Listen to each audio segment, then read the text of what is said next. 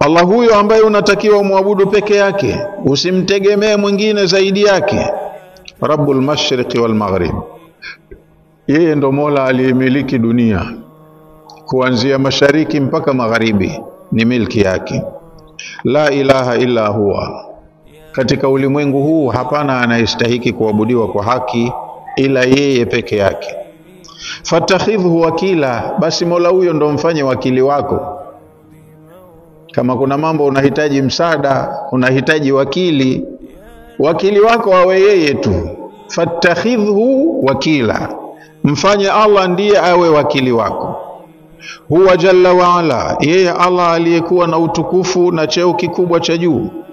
Al-Khaliqul Mutasarrifu, yeye ndiye aliyeumba na ndiye mwenye kutengeneza usimamizi wa mambo yote ya dunia. Anafanya tasarrufu katika ulimwengu. Bitadbiri shuhunil khalqi, yeye ndiye anayewapangia viumbe wake mambo yao na mahitaji yao yote. Wakulima wanafukia mbegu ardhini, wamemtuma Allah, wanamuomba msaada. Wakishafukia mbegu wanaenda nyumbani, Allah ndo anayetumika kuwafanyia kile kilichopo pale ardhini, mpaka inafika siku wanavuna, alafu wanasema hawamtambui. Wafanya biashara nao ndo hivyo hivyo, wanamtegemea Allah. Wewe unafanya biashara, unategemea pesa zilizoko kwa viumbe wa Allah. Kwa hiyo viumbe wa Allah ndo wanakutajirisha wewe. Huyu kaja hichi, kaja kununua hichi, kanunua hichi, kanunua hichi, unatia faida. Akiwazuia Allah viumbe wake, wewe utafanya biashara gani sasa? Wewe uwe na duka lina mamilioni ya pesa, haji mtu kununua, ndo unauza nini? Ndo unafanya, utapata faida gani?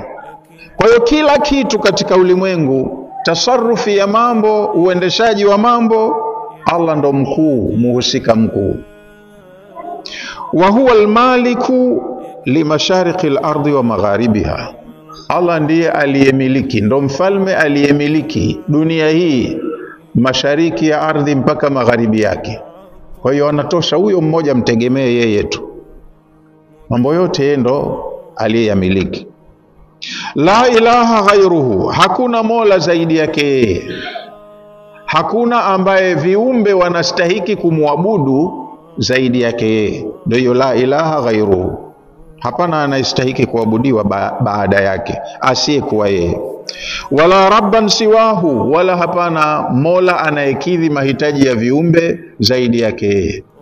Viumbe vyote ni tegemezi, mahitaji yao, matakwa yao wanakidhiwa na mola huyo, hata kama hawamtambui. Kwa hiyo huyo hakuna mola mwingine zaidi yake. Fa'tamid alayhi, kwa hivyo wewe mtegemee mola huyo. Wafawidh amraka ilayhi, na mambo yako yote uyategemeze kwake. Mambo yako yote uyategemeze kwake. Hapo ndo mahala munasib anayamudu mambo yako.